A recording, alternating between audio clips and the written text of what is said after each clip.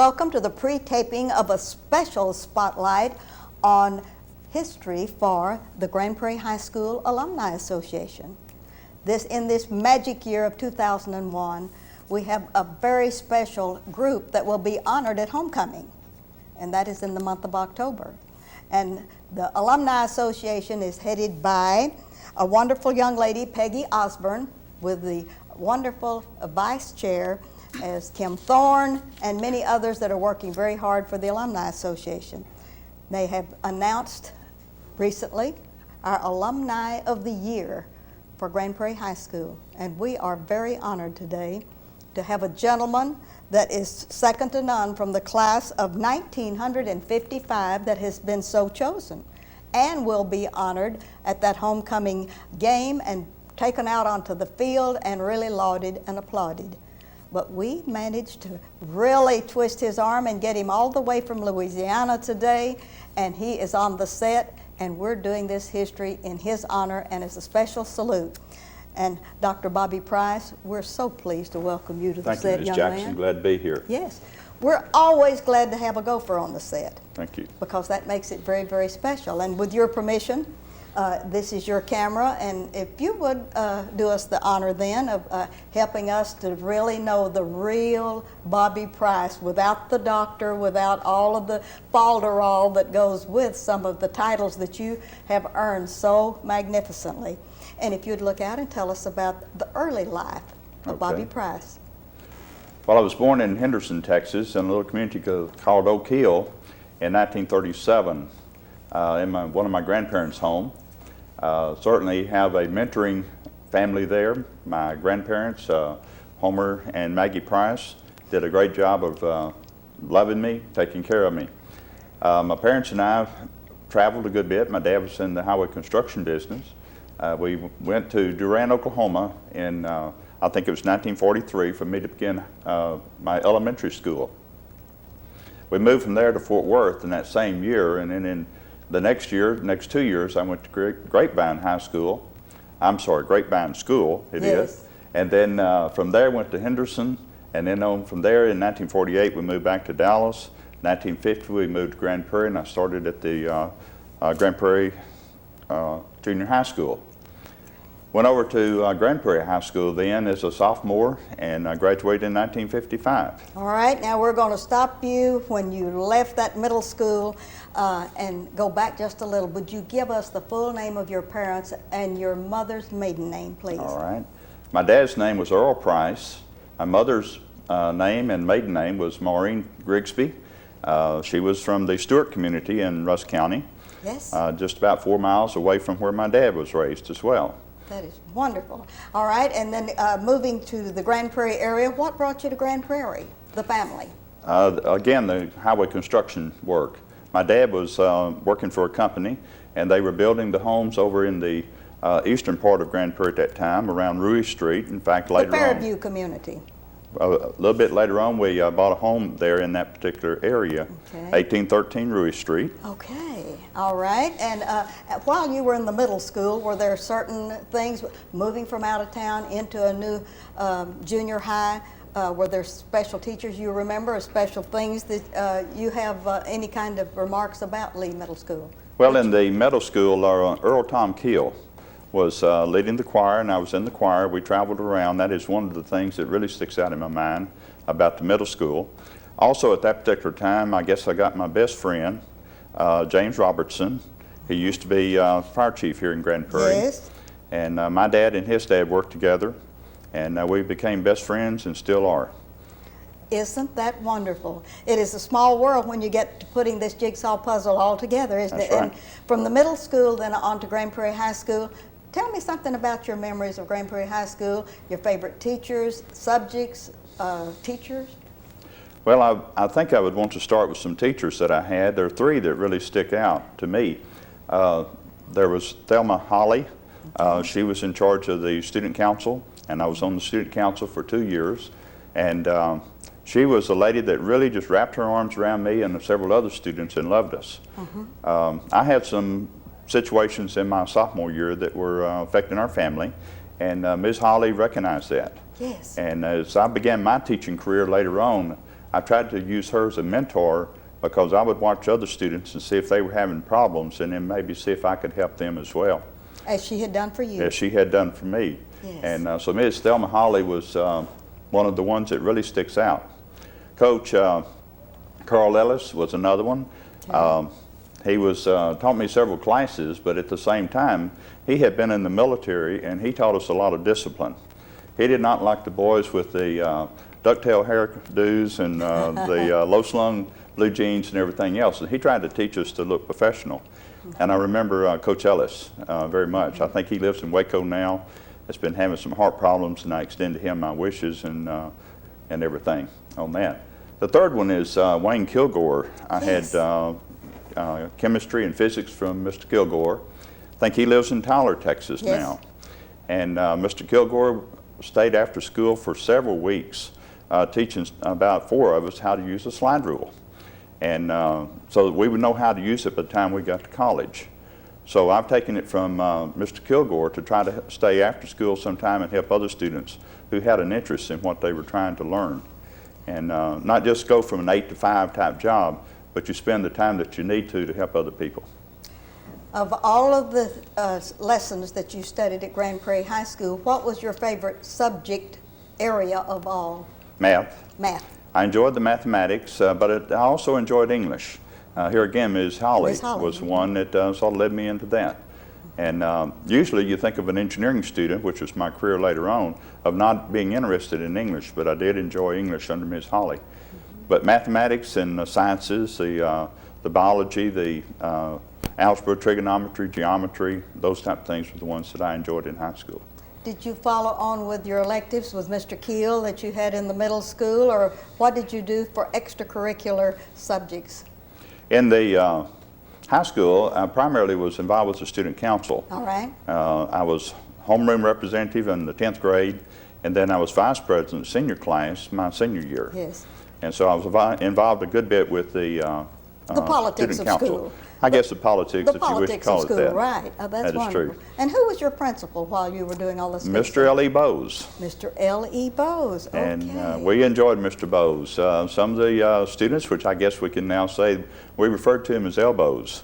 And, but Mr. Bowes laughed about it as well. And, Yes. But he was a great principal. We really enjoyed him. Yes, he was. And do you remember anything about the success of your sports activities? Did you get to play in the Gopher Bowl, or did you get to march in it, or did you just go to the game? I just went to the games. I was not involved in athletics in high school. I certainly enjoy athletics. I enjoyed the physical education classes that I had and a few things, but I don't guess I was enough of an athlete to participate in football or basketball or baseball. And you graduated, of course, in 1955 from Grand Prairie High School. And do you remember your best friends in high school? Well, I have to go back to James Robertson and his wife now, Judy. I Yes. call her as Julie Cowden at Yes. that time, but Jimmy and Judy Cowden, Jimmy and Judy Robertson are my best friends, Yes. and those are the ones that I remember. C.L. Sprayberry and Bill Reiber, Robert Shepler, some of those, Ed Sanders, were in high school. In your high school. All right, from Grand Prairie High School, what happened to you after they let you out of the cage as a gopher? Well, I took the education that I learned at Grand Prairie High School and went to Arlington State College. All right. And I do want to back up and say that the education I got at Grand Prairie High School certainly made me qualified to go on to Arlington State and to hopefully become successful there as well. But I went to Arlington State College in 1955, September 1955, All right. and was working full-time and going to school. It Doing what? Worked for the city of Dallas. Well, the All first 2 years I worked in highway construction work. All right. In 1957, I started working for the city of Dallas, Texas, Okay. in their storm sewer division. All right. And then, That's tough work. well, it was, I used a lot of my engineering knowledge when I Yes. was doing that, and my Yeah. construction knowledge that I Okay. had gained out in the field. But started in 1955. It was a junior college at that time, and Yeah. I did not go off to a four-year college. I got married in 1958 to my wife, Patsy. 1958 is the magic year. Where did you meet Patsy? She was always a good friend's little sister. I see. Lived close to my grandparents, about 4 miles from my grandparents. And that is and I in would- in Russ Russ County. County. All right. And she grew up. Give me Patsy's full name now. Patsy Ruth Patrick was her maiden name. All right, that's good. And but eventually she was always a little girl getting in the way, and then she grew up. Yes. And I started dating her. And I was living in Grand Prairie, she was living in Henderson, Texas at the time. So every 2 weeks I would go back and forth. The road was as a date. hot from Grand Prairie back to Russ County, right? That's right. Okay. And I finally realized that it was cheaper for me to just go ahead and get married than it was going over there every 2 weeks. And I say that laughingly. Yes, and did you bring her back to Arlington or Grand Prairie area then? Or We moved to Oak Cliff area, All right. and we moved there in March of 1958, and then out to Grand Prairie on Rosewood Street in 1959. All right, and what happened after your junior year at Arlington State? Well, after And after you married? we got married in 1958. By that time, I was working full-time for the city of Dallas. All right. And going to school part-time, either at night or on Saturdays whenever I could get some classes. And where was you in attendance? Pardon? Where were you in attendance at those schools? Where was I in attendance? Yes. I What schools did you attend after? Well, this was while you were Arlington State College. While you were working, did It was go still back? at Arlington State. Okay, that's Okay, I'm sorry. Still at Arlington State, but I was taking classes there. All right. And then whenever I could get them. And then in 1960, they made Arlington State a four-year four-year. university. And so I went back full-time, still working part-time at the city of Dallas, and graduated in 1962. And then had some instructors at Arlington State College that encouraged me to go on and get my master's degree. How wonderful. And I always thought that I would wind up in the construction business, with such as my dad, with my civil engineering degree. So I got my civil engineering degree in May of 1962 from Arlington State, and then left with a 6-month-old or 6-week-old son, and my wife and I and son moved to Stillwater, Oklahoma, and I began working on my master's in the fall of 1962. All right, now getting graduated and getting a new son, we're going to have to name that son right away. Barry Earl Price. Okay. Okay, and then you moved to Oklahoma. We moved to Stillwater, Oklahoma in 1962. I received my master's degree, Master of Science degree in civil engineering in 1963. Stayed on one more semester to start working on my doctorate degree, PhD degree. But we left there in January of 1964, moved to Austin, Texas, and I worked for the city of Austin in their storm drainage division. And then started at the University of Texas at Austin in the fall of 1964, working on my PhD degree. On that PhD, yes. And all of this time, was Patsy just taking care of the baby, or was she working to help you get through school? No, she was taking care of our son at that time. Okay. I was on a graduate fellowship at Oklahoma State University. Oh, that's marvelous. And then when we moved to Austin, I got a graduate fellowship there, and making all of $390 a month out of that one, but we were living on it. Yes, yes, that's... And our daughter was born in 1964 in Austin. All right, and give us the name of your daughter. Her name is Cammie K. Price. She's married now. It's Cammie K. Prue.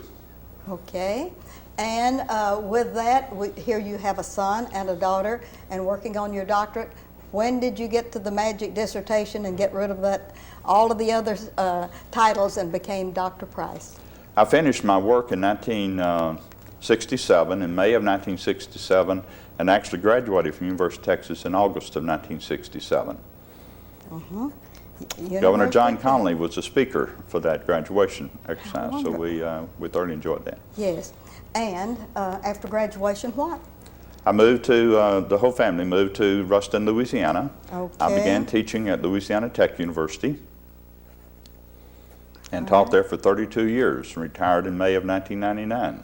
Okay, and I need not ask what you taught at Ruston, and what about leaving Texas and going to Louisiana? Well, that was tough for us. We've always enjoyed Texas. We're Yes. Texans throughout. Yes. But Louisiana's been very good to us. We live in Ruston, Louisiana. It's very similar to Henderson, Texas, in that Yes. it has the rolling hills, the pine trees, and the red dirt. People very nice. But we have been there 32 years, 34 years there. I taught for 32 years. All right. When you moved into teaching as a brand new professor in Ruston, tell me what it would feel like from a young man that started out in Russ County, made all of the rounds, Oklahoma, Texas, UTA as we know it today, then the University of Texas at Austin, and even here in Conley, and all of these things, all of these changes that have come about. What was it like to begin your real career as a professor? Well, I think it brought me to the realization that that was what God intended for me to do. I have often wondered, how did I move away from the construction business and go on to graduate school and get a master's degree and a PhD degree and then go to teaching? And I think that was in the plan that God had for me to do in my life. And I thank Him for that. What did your father think about your not following in his footsteps and going into construction, and here you are peeling off into a magnificent job as a professor? He fully supported me. Okay. He fully supported me. He was very strong on me getting a college education and also moving on through my graduate degrees. Yes. He was very proud of me. He passed away in 1969, but he was. I had been at Louisiana Tech about 2 years, I guess. So he knew all about that. He knew that you had were at Louisiana Tech at that time. Right. That is wonderful that he got to live long enough to see you realize one of your goals, and that was becoming a professor. And starting out as a professor, did you teach engineering, of course? Taught engineering. My background in my master's work and my PhD work at the University of Texas was more in water resources, hydraulics, pipe flow, pipe networks, those types of things. But as I went on through my career at Louisiana Tech, I was teaching static, strength materials, and almost all of the very basic engineering courses. But then I would teach senior level classes as well as graduate level classes as well. That is a magnificent story to come from a gopher all the way to a gigantic professor that teaches a realm of things. I wish that everyone in my viewing audience could read this resume. And you're not going to believe it, but I read a lot of this resume, all of the things that you have done scholastically, but the real meat of the things is some of the things you've done for your family and also for the community. And I'd just like for you to go over some of the things that you feel that you have really accomplished some of your goals in being able to do some of the things that you're the proudest of, not what I have pulled out of a resume, but some of the things that you're just saying, I am just so glad to have done these things. Would you do that and look out into your camera? I would be glad to. Some of the things I think that I'm most interested in and proud of the career that I've had is based on my public service. I enjoy doing things in the community, and I think I must have gotten that from my mother, Maureen Forrester. I think you must have. But she enjoys doing public service activities, and I do too. I retired in 1999 after 32 years at Louisiana Tech so that I could do some other things in my life, and a lot of it has to do with public service, a lot of volunteer work. I serve on the State Board of Registration for Professional Engineers and Land Surveyors in the state of Louisiana, appointment by the governor, and I'm on the Sparta Groundwater Commission, which is also northern Louisiana, but it's also appointed by the governor, and none of those pay anything, but it is some public service that I feel like I can give back. And on the Geographic Information System Commission, which I chair, and the E911, the communications district there in Lincoln Parish. But those are some things that, and I mention those only because I encourage people to get involved in their community and get active and give back to the community. Our community has been great to us, and I feel like I need to be giving back to it. And in addition to that is church work as well. Name that. Temple Baptist Church in Ruston, Louisiana. Okay. Have the privilege of teaching a Sunday school class of senior men and being a deacon within our church. Yes. And have been Sunday school department director and church training director over the years. And I think there's one lady here in Ruston I would like to express a word of appreciation to, and that's Jo Campbell. Yes. When my wife and I lived in Grand Prairie, we went to First Baptist Church here, and Jo Campbell, she's another one of those ladies sort of wrapped her arms around us, and we have known her for several years. And I think a lot of what Patsy and I have been able to do at our church, we remember Jo Campbell for giving us a good start there. She is a very special lady in this town. She really is. of all of the other things that you've done. Now, your church work, are you into any organizations or groups such as Rotary, Kiwanis, or is your time taken up with other activities? I'm a member of the Kiwanis Club, All have right. been since 1983. Okay. Serving on the community service as chair of the community service committee with the Kiwanis Club there in Ruston. We actually have two Kiwanis clubs. One is the Ruston Sunrise Kiwanis that meets early in the morning, and another one is just Ruston Kiwanis Club that meets at noon. And I was a member of the Ruston Sunrise Kiwanis for several years before I retired, and I was president of that club, and then about 2 years ago transferred over to the Noonday Club and being active there as well. So I enjoy the Kiwanis Club. I'm also a member of the National Society of Professional Engineers and one of their regional vice presidents, which is 7 states, which includes Arkansas, Louisiana, Oklahoma, Texas, New Mexico, Colorado, and Wyoming. And so I have the privilege of working on that national level with an engineering organization.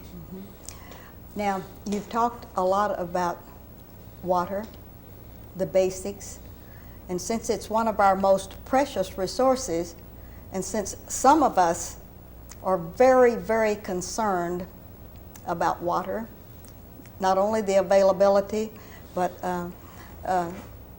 as a precious resource, how we can save the water for our future generations, I'd like for you to just look out into your camera and talk to the parents and to the kiddos that may watch our show, and tell them how important it is for them to really know how to preserve and to save this wonderful resource.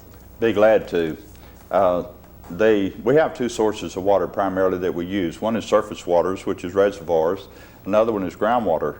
And just as in West Texas and the high plains of Texas, they're using more water out of the ground than it's going back into the ground. The aquifers are getting low. The aquifers are declining, and before long, then you've got to get water from some other location and bring it in. Way back in the 1960s, there was a plan that Texas had, the Texas Water Plan, to pull water out of the lower Mississippi River and transfer it over to Texas, with one line of it going into Houston and the Corpus Christi area, and another line coming on up to the northern part and going across the Dallas area and going over to the high plains of Texas and West Texas and eastern New Mexico.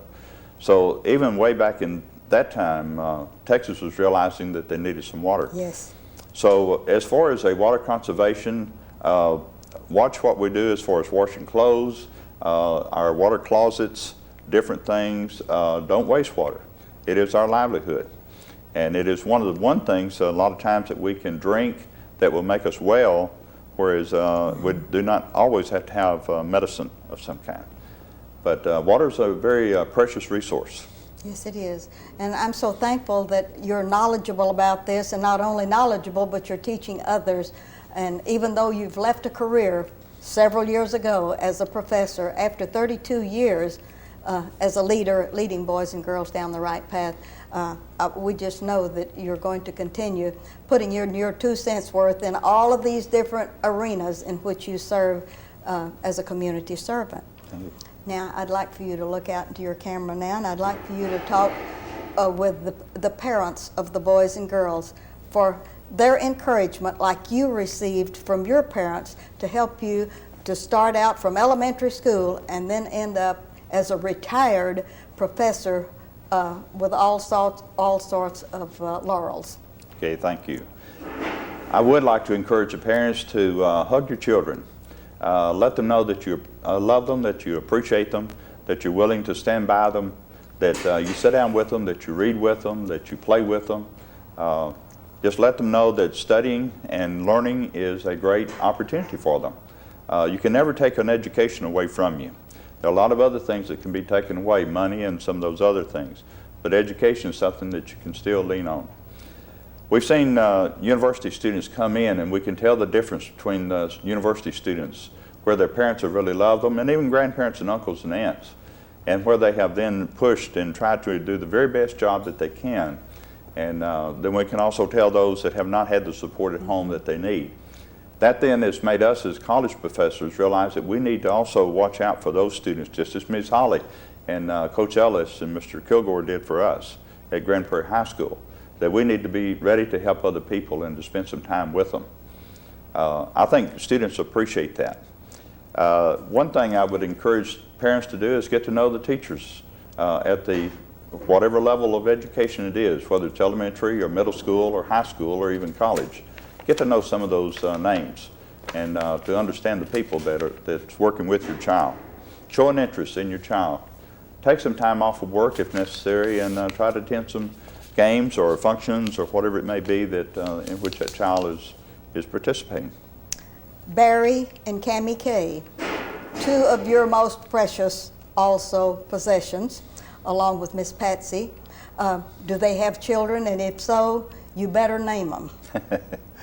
Barry is married, has two daughters. One is a sophomore this year at the University of South Carolina. The other one is 11 years old, I believe it is. You give us both of their names. The one at the University of South Carolina is Christy. All right. And the one that is still in elementary school is Megan. All right. They live in Rock Hill, South Carolina.